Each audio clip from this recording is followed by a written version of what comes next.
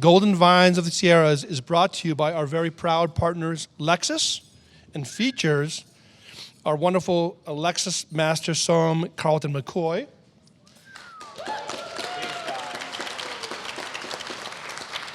And Lexus brand ambassador, Scott Pruett. Before we begin, you each have a BRC card in front of you. Make sure that you fill these out because there's wonderful Urbani gifts for you afterwards. And then leave the cards at your place settings. And then number 2, do not forget that there's incredible, check out the Lexus Drive experience, which is over in the Mountain Plaza here at the St. Regis. A couple things, it's open from 8 to 4, and it goes all the way through Sunday. And you get a chance to test drive these incredible Lexus vehicles through Aspen and the incredible Rocky Mountains, so do not forget to do that.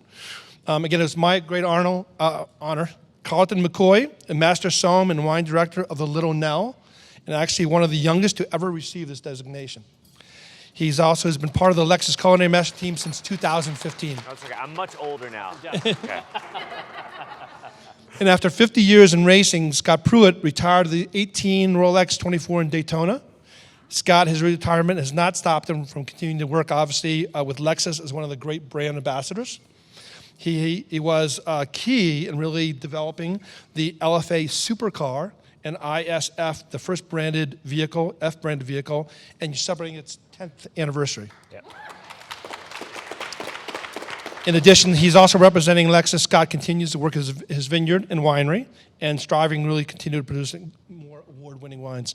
One last note, today's seminar, Carlton and Scott are going to guide you through this incredible discovery of the true treasures of wine country from the Sierra foothills. They're going to pair bold and innovative wines with Urbani Truffle-Infused Bites curated by Lexus hotel partner, St. Regis Aspen Resort. So enjoy. All right. Thank you.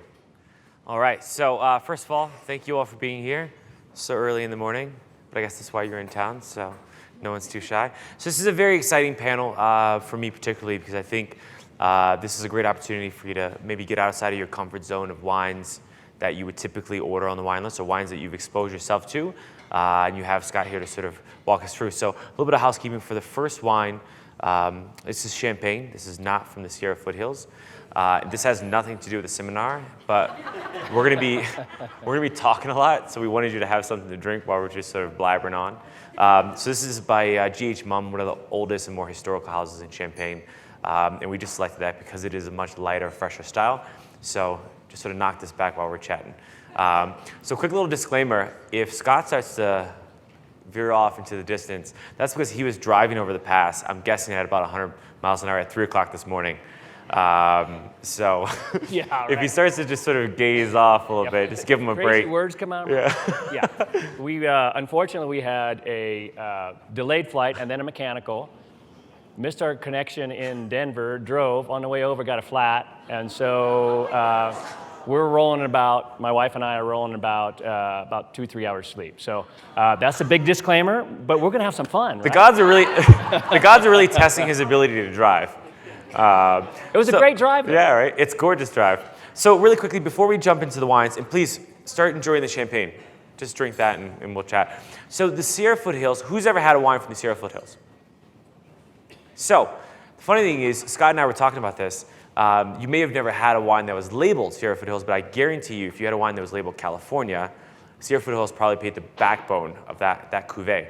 A lot of consumers don't really know this area for viticulture, even though as we talk about it, it's one of the oldest and most historical American viticulture areas in California, but they tend to be blended in for backbone and structure into these cuvées. So I can guarantee you almost 100% of you have actually drank wines from this region. So if you research the history of this area, it started with essentially the gold rush. So you had these incredible European settlers who were trying to find their way in their careers in the US, and everyone was chasing gold in California, obviously. But hard labor is only balanced out with alcohol, right? And lots of it. And lots of it. And cheap.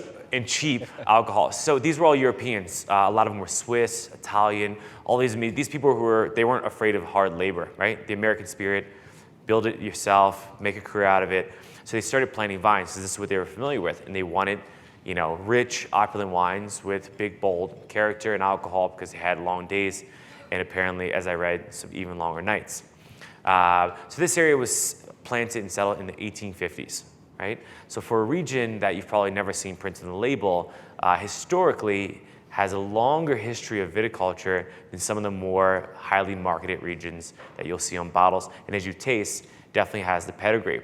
This is obviously a super difficult place to navigate through. The soils are, as we talk about it, are hard, they're rugged.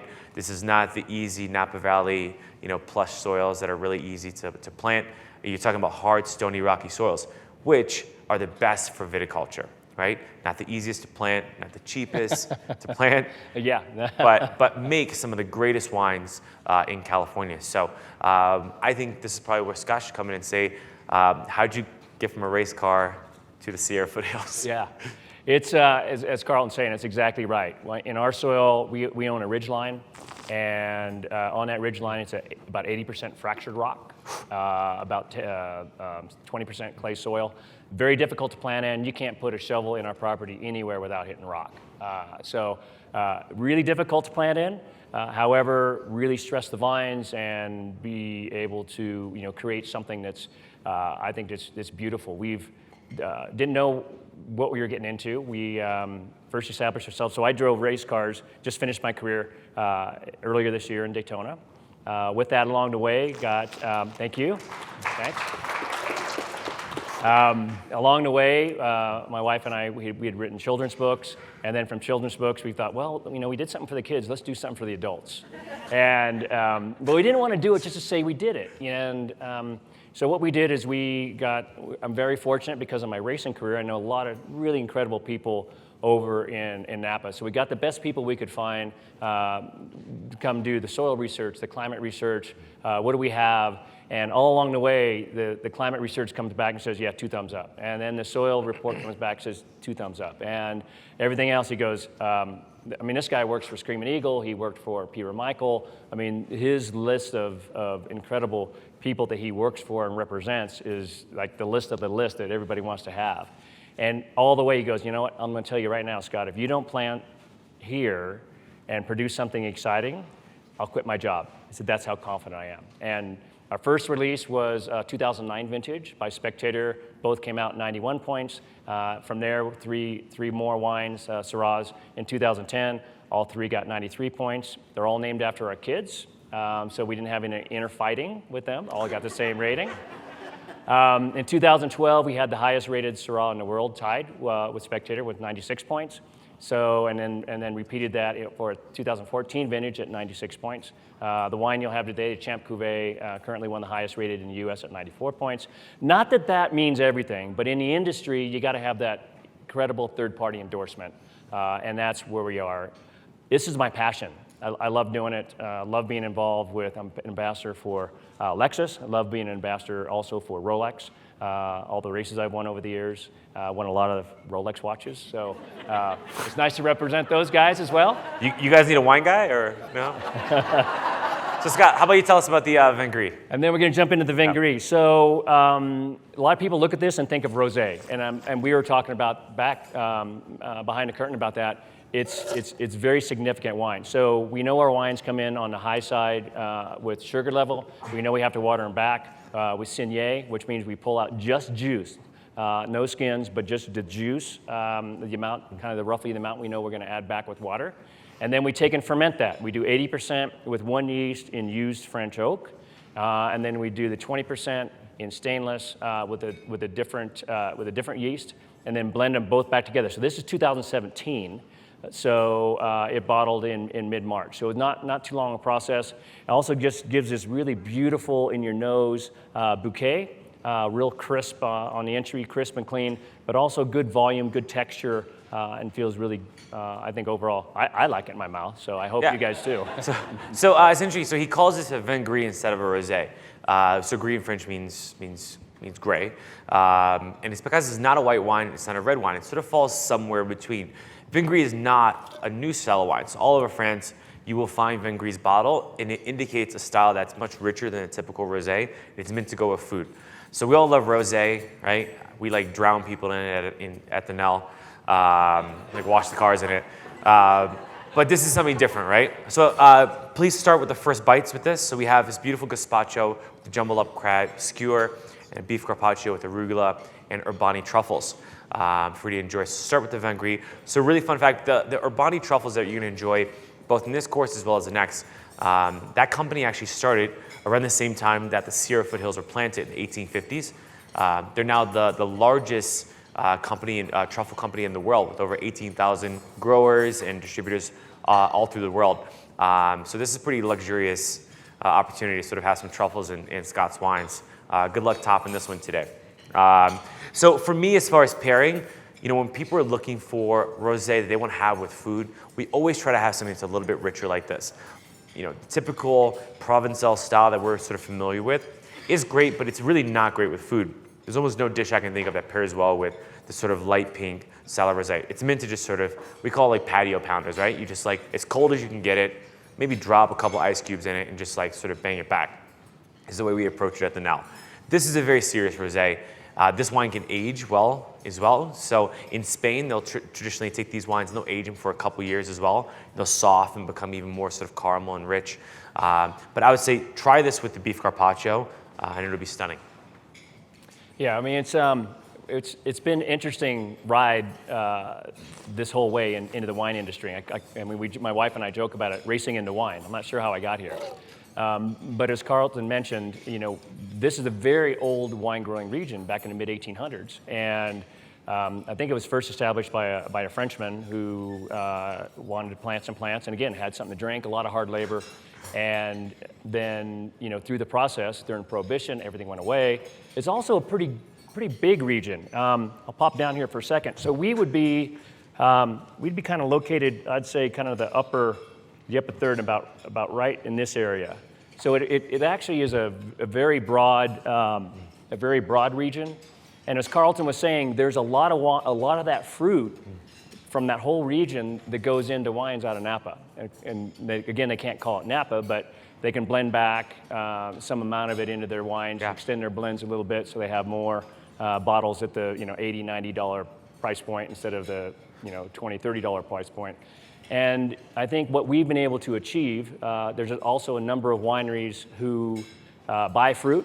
So you got Favia and for some of the other ones who continually get incredible wines that are based actually in Napa but buy fruit out of the Syrah foothills. So I think it's really putting a light back on that area and making some really fun, great depth wines, whether you're looking at the vin gris, the whites, or the real serious Syrahs. I also say, so if you've been drinking wine for the last couple of decades, you've seen the prices for Napa Valley or anything from Sonoma just slowly creep up to where it used to be easy to get a really good bottle of Napa Valley Cabernet for $25 in the store. And that doesn't really exist anymore. So you slowly see a lot of winemakers going to these older historical areas and saying, okay, what's going on down here? There's a massive article about the Lodi and how a lot of young winemakers are now looking outside of Napa and Sonoma because they can't afford the grapes realistically, and being forced to go to these areas, and they're discovering all these incredible old vines that have been planted and they've been harvested and vinified and sort of randomly blended into other wines that are labeled Napa or California. But now they're exposing this, and I think it's a big part of not just viticulture history, but American history, and tells a big story of people who sort of settled there. Again, the first inclination was, how do we get alcohol? And then they started refining. This is actually a phenomenal place, to grow grapes. And we'll taste that in the next wine with Cabernet Sauvignon, which is obviously a benchmark of Napa Valley, but I'll challenge you to sort of taste this wine and for the value especially, and the quality, up to the same price point in Napa. I think you'd be very surprised. So as Carlton was saying, when you're looking at, because we do a Napa Cab as well, so we have a Napa Cab Reserve, and we're looking to spend $10,000 to $12,000 a ton for that. When you're looking at buying the fruit out of the Syrah foothills, arguably incredible quality as well, you're looking at $3,500 a ton for that. So that's what winemakers have to do right now. It'd be nice to be in a position where we could sell every $150, $200, $250 bottle of Napa Cab we produce, but we don't. So this is a great representation of what comes out of the Syrah foothills. What you'll notice is on the nose, you're going to get a little bit more bright fruit, maybe a little bit more bright cherry, or a little bit of, certainly more on the brighter side instead of on the darker side. Good depth, good structure, good complexity, and a nice turn to the finish of what I would consider some soft plush but firm tannins on the finish.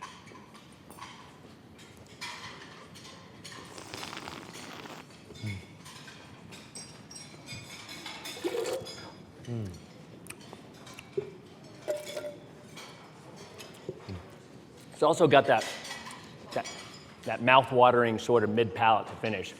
Yeah, there's acid to it, which is pretty amazing. So what we're gonna do is we're gonna go through all the wines, but in my opinion, I think you learn most through Q&A session. So we're gonna cover the next couple of wines. We're gonna talk about the next couple of courses. We want you all to start thinking about some questions that you may have for Scott or myself about wine or racing or just general philosophy of the universe. We got What's it like to get 3 hours of sleep? Got a lot, 3 hours of sleep and perform. But for me, Cabernet Sauvignon is a very popular varietal. And I've been a buyer here in Aspen for 8 years, and I've slowly seen these prices creep up and up and up. And it's becoming very difficult to serve these quality wines in restaurants without people feeling like they're being gouged, because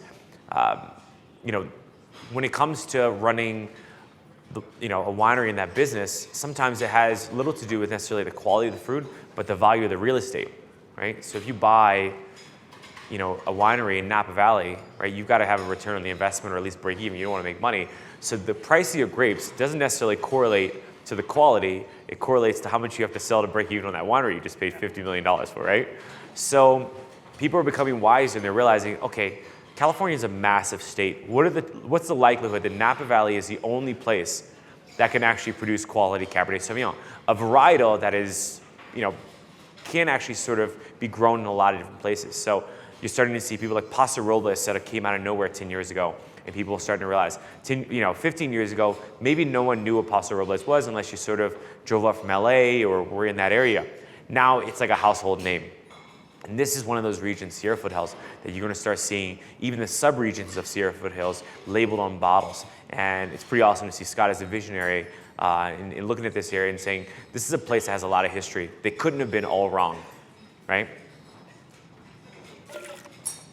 Should we go into the Syrah? We just got lucky. Yeah. Right? We bought this property in the mid 90s.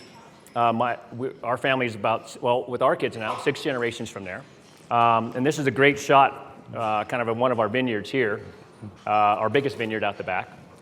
And again, it was one of those things where we didn't know what we were getting into at the time, and it was very fortunate where this property turned into just a really magical place to produce some, incredible wines. And really love the opportunity to share those with you today. From there, we're going to move into our Syrah. That's really where we're knocking it out of the park. I think all these other wines, these like the Judy Marie named after my wife. Yeah, right, my wife. Gosh, I lost track again. Not enough sleep. Her beauty distracted him. That's right. I saw everything else. Like, I told you about this 3 hour sleep thing. Syrah. But the Syrah is where we're really the terroir from where we live is really indicative to producing something incredible. We didn't know what we were getting into. I do all the winemaking. I do all the barreling. It's a very small operation. It's out of passion. It's about craftsmanship, following kind of Lexus's footsteps, where it's all about craftsmanship and creating something and giving it your best and then some. And we didn't know what we were going to get. I cleared the land. We planted the plants, very specific rootstock, a very specific clone of Syrah. Got a hold of a gentleman by the name of John Albin, produces some incredible wines from down in the Paso region, Central California. He happened to be also was interested in racing and was able to sell us some Budwood, because we really enjoyed his Syrahs more than any else. So we propagated that clone of Syrah with a very specific rootstock for that soil, and that's how we started. We started from scratch. We didn't buy anything. I mean, it was raw land, oak trees, and the ripping, the clearing, and so on. And so I can tell you as a winemaker, You couldn't be more happy when you finally get the wines fermented, you give them in barrel, and you taste them in about right when they finish ML, the secondary fermentation, and you're going, wow, this is pretty good stuff. I didn't screw it up this year. Yeah, right. I mean, it's like, wow, this is, and that's how it started. So the passion of what we started, and it's still absolutely my passion. We're very small, don't produce a lot, and we're not going to get any bigger because I don't want to lose that passion. I don't want to lose what we have with the vineyard and the winery right now. And so we're only going to produce what we can produce, and that's it. And so moving into the Syrah here, this is our championship Coo Bay. All the wines from the estate are named after family members. So Judy Marie, which you just had, championship Coo Bay, which is represent of all the championships I've won. And then we also have a Cab Syrah blend called Lucky Lorne Red, another 100% Syrah that is called CSP after our son, Cameron Scott Pruett.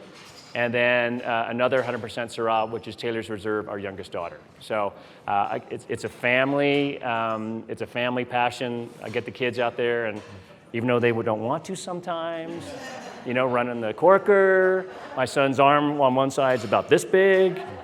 But there's something so magical about it and such a departure from racing. Racing, everything is just really close to the vest, and you don't share any secrets at any time with anybody. And in the wine business, I found everybody's like, well, we do this, and then we do this, and we do this, and we use these barrels, and this, that, and the other. And I thought, okay, where's the camera? Because I'm getting spoofed right now. Our meeting's set up. They're like setting me up for failure. Yeah. So it's been real interesting. So this is great. So as you drink this, remember that Syrah is obviously not native to the U.S. Something that's grown all over the world, but especially in the northern Rhone of France. And this is a varietal that people are really starting to rediscover. So Syrah in itself is capable of producing really rich, unctuous wines, higher alcohol, higher glycerol. But what it has is a level of complexity that sometimes Cabernet Sauvignon can't achieve. Cabernet Sauvignon has more tannin, more structure, more stringency. Syrah is just it's like your best pal that you always want around, right? It's plush, easy drinking. It's much more approachable, but another layer of complexity there. And as these wines age, they start to drop what we call the baby fat fruit, and you see what's under that, right? So this is still a very young wine. Scott's wines, I think, are meant to age, but they're still really delicious when they're young. As these sort of age, you'll pick up that classic black pepper, bacon fat characteristics. So as you enjoy this pork belly with the Urbani truffle foam, I think you'll really understand how great rich unctuous Syrah and fatty pork are sort of a very classic pairing. I love those together. Everything's better with bacon. Yeah, it is, especially Syrah. And people can sometimes be afraid of Syrah because I think Australia sort of ruined it for everyone, right? You sort of look at Shiraz and you're like, that was in the early 90s, we don't do that anymore.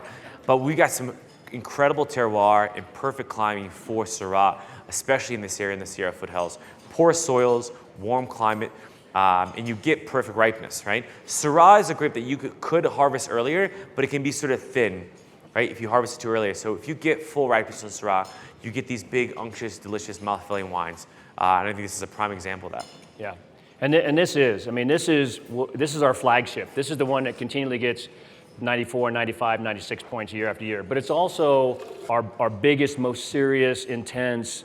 You put it in your mouth, and there's so much going on with that. I mean, there's so many flavors and so much viscosity and so much taste and so much structure with that. Awesome date wine.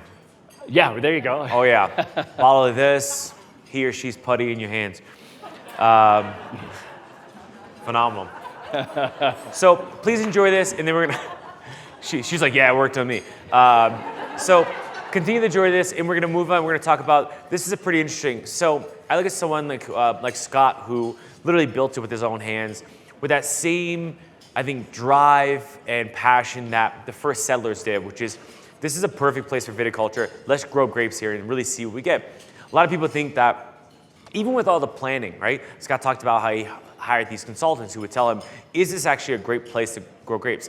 Anything can go wrong any vintage, right? Nothing is really, dependable. Even in the world of mechanized farming, right, where we see a lot of for bulk wine, even that has an enormous amount of variables. So you're really at the mercy of nature to produce something every year. And I think because of people like Scott and other people who have been there for a while, this area is starting to get a lot of notoriety. So the last wine, really quickly, and we'll jump back into the reds, is actually a Chardonnay. And this is, even though Scott doesn't make this wine, it sort of, I think, says a lot about his winemaking and a lot of other people who are, sort of committed to that area. This is made by Michael Cruz. He's a really young winemaker. He actually, he doesn't own any land, right? He has no money to invest, and he pretty much just buys grapes. He's really well known for sparkling wines that he makes in Sonoma called Ultramarine, and he's got amazing awards for that.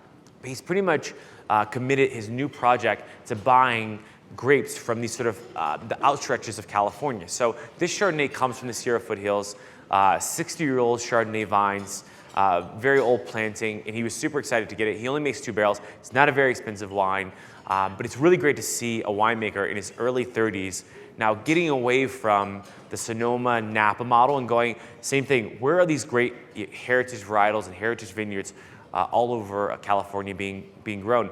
And they start going south. They start going to Sierra foothills, places in Lodi, and it's really exciting to see young winemakers get excited about things like Zinfandel again, right? Like what's the problem with Zinfandel? It's delicious, right? So now these guys are buying up all these like old vine Zinfandels and Chardonnays and Syrahs. So you have the opportunity to see what he's doing with that. This isn't meant to pair with anything. This is just showing you an example of a young winemaker who's now following in the footsteps of people like Scott and other winemakers and growers in the Sierra foothills, now seeing potential there to make a very particular style of wine. How's that pork belly? Breakfast of champions, right? Big Syrah, pork belly. And that's what's been fun in this whole process is, it's as Carlton was saying, it's a very old wine growing region. And what's interesting is even driving through the Sierra foothills, you'll come across this vineyard just out in the middle of nowhere. And sometimes it's overgrown and you can see the plants in there growing, and yet you don't know what they're growing or what's going to be produced. It could just be a field blend. It could be a number of different things. It could be something very specific. Sorry, it was 3 hours sleep again last night. But you do have that opportunity to find those diamonds in the rough, which I don't. When you look at those old regions now, I think those become harder and harder and harder to find. And you look and to find some of those things, and even if you have to invest and take a few years to develop those properties, bring them back, get some of those old vines. There's something really unique and substantial about that. And ultimately, it's all about what's back in the glass. It's been so much fun creating these wines and learning about these wines, because these are the wines that come from the estate. But we also do, like I said, a Napa Cab. I played with some Sangioveses from the Sierra foothills. I've played with Pinot Noir. I have played with Pinot Noir from the Sonoma coast. I've also do from time to time Petit Verdot and some other things. And I'll do it for a couple vintages just because I'm learning and trying to understand what's out there, what it's like, what are those wines, what do they create. We're just getting ready to do. We bought some. Out of the other side, the El Dorado side, there's another side of the Sierra foothills, a lot more southern than we are. One of the highly acclaimed vineyards where we're just getting ready to release a GSM, Grenache, Syrah, and Mourvedre, which we're really excited about. And it's structurally a little different than our wine. So you get these different vineyards, and it's real interesting for me now to play with these, since I'm the winemaker and I taste them all and I'm going through it all. It's really interesting learning about all the textures and tastes and how to put those elements together and try and get the most out of it. And at the end of the day, the nice thing is I got a day job who pays me pretty well. So I put all my passion into this, and if something doesn't work out, like a barrel or two doesn't work out, I bottle it up and give it to my friends, and my friends are digging it. They're loving life right now. So they'll drink anything. It's fine. All right. So should we open it up to questions? We can talk all day, but we figure you all. The big question: how much do they cost? So the cab is 48. This is so the wine that you're having, the Championship Coo Bay, it's a special one vintage. So it's in celebration of my 50 years of racing. So the bottle, I don't know if we can grab a bottle perhaps and show it. It's a $150 bottle for that. But typically our wines are 29, 35, 48. Kind of that $50 or less price point. Champ Cuvée always runs about 100. Typically, that number is 100 suggested retail. And I also want to encourage you guys to go to the website. So it's Pruett Vineyard, www.untitled.com. If nothing else, go check out the drone shots. It'll show us, really get a view, because the river wraps right up around the bottom of our property. The American River, we own this ridge line that goes out, and you'll get a great view of that from the drone shot from above. If nothing else, and if you do like the wines, you can take a look at those as well. So, Do you have a question? So there have been a lot of vineyards that have been affected by all the fires in California, but because yours are a little bit more hardy, and because they've been grown to be a little bit hardy, I mean, these, he's amazing, but it's like, have you seen that hit you as hard? Because these don't seem like so great question. And put it in perspective, so the fruit I buy from Napa, literally, I went over the day after the fire started. I got my fruit from Napa, we get it from Diamond Mountain. Unfortunately, it's got smoke taint to it. That's always an issue where we are. I mean, every year we see fires going on in and around us. Very fortunately, as Carlton talked about earlier, there's those things you can't control. I mean, Mother Nature and those other things. And the nice thing is we have found, when you look at our ratings, and again, I hate, it doesn't define you. It's just great to have that third-party endorsement, because when you look year after year after year, everything we've ever presented is 90 points and above. Every wine we've ever presented. And so consistently, we're finding that area, so we get very cool nights, very warm days, and we're able to harvest exactly when we want to and produce pretty consistently what we want to have year in and year out. And then there's those things like you talked about. There's those things you can't control, like fires and so on. Fortunately, because the airflow and everything where we're at on top of a ridge, it moves pretty quickly if there is an issue.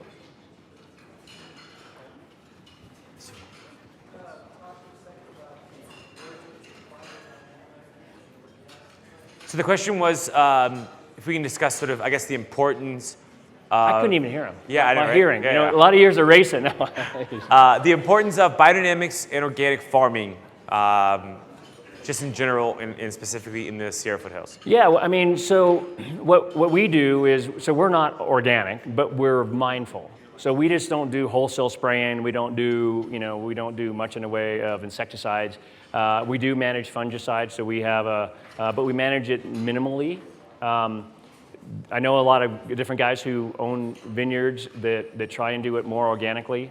The cost of that ends up starting to become prohibitive. The challenge with it, and then there's been question marks on how well does it really work at the end of the day. So, in answer to your question, we're very mindful. So I think very mindful. So people love labels, right? Like when I mean labels, like a title. This wine is biodynamic. This wine is organic, and I think it's great that people are starting to pay attention to these sort of things. But I think the story is much more complex than just the simple. The French have this term called lut raisonné.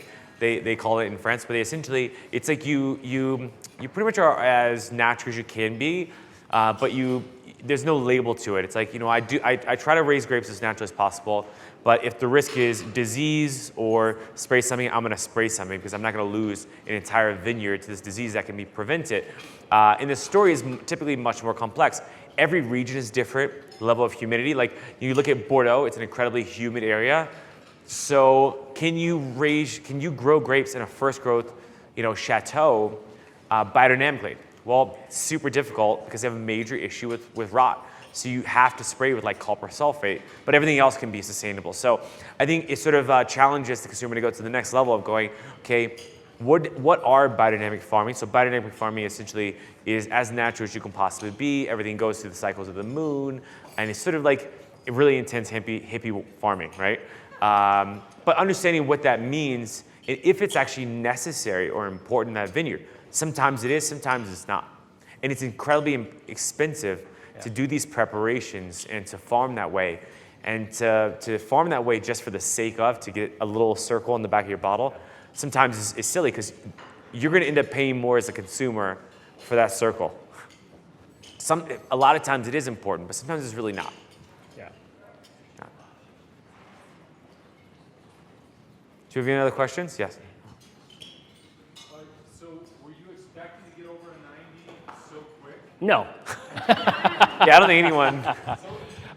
There's winemakers in the industry who never get that, and so just a quick view. This is just that special, the championship Coo Bay. Again, this was 150 only because special, all are hand signed, hand numbered. I want to make it something really unique for the 50 years of racing. But getting back to it, it's been, so I'm coming from an industry where I live my life in fractions of a second. And I can make things happen. It gets down to the last lap of a race, I'm going to wheel a guy, take advantage of him, trying to get the checkered flag first, or he's trying to take advantage of me. You can make things happen. In the wine business, you're along for the ride. It tells you when it's going to harvest. It tells you what it wants. It tells you pretty much everything when it wants to bottle. And that's been such a challenge for me to get used to. And so with all that, our expectations were, I just want to make a great glass of wine. I can sit across from my friends and they're not going to bust on me about it, right? We're just going to drink it and have some fun. And so this thing has really turned into something that I was totally unexpected. Wonderful. And it's also, as I've gotten more and more into it, my wife and I have gotten more and more into it. I mean, there's really only two of us. We have some help that come on. We have some friends and family come on at harvest. We have a group comes in at pruning and at harvest. So it's still very much a family driven thing. If you come and help at harvest, once we get done, my wife's bringing out food the whole time. And when we wrap, we have food and wine about 10 o'clock in the morning, kind of like we're doing right now, right? Kind of fun. But it's, and then as it took on a life of its own. I mean, the ratings kept getting higher and higher. And then, good thing I'm not competitive because I didn't want to continue to do better and better and better and better. But with that, along the way, you get caught up with going, well, we sell all this wine out. Let's do more and let's do more. And I got kind of caught up with that about 6 months ago. We can do a white, we can do this, we can do that, we can get more of this and get more of that. And came full circle and said, you know what? I dig doing what I'm doing, and I don't want to lose what we're doing. We say we touch it, berry to bottle, we touch every bottle. Literally, we touch every bottle. And there's something unique about that, and it's something that I think for my wife and I, we're just caretaking this thing that's gone on since the Egyptian days. And it's going to be continuing on far beyond me in my lifetime. And there's an awe about that. And there's something really wonderful. When they talk about the wine business, there's something so romantic and so wonderful about drinking great wine and sharing it with a loved one, sharing it with friends, family, going with your buddies and you got that special bottle that you found from that special vineyard. Hey, we just found this Pruett stuff and we're going to come drink it and it's going to be really cool. And everybody shares it and goes, wow, that's really good. How'd you get it? So it's been this real unexpected thing that was truly wonderful. We have another question here? Yeah. Distribution, how many bottles do you produce? Direct to consumer. So if you want any, go right to the website. Again, the thing that we found is if you go through anybody else, then you end up having to raise your price double, triple. So yeah, direct to consumer.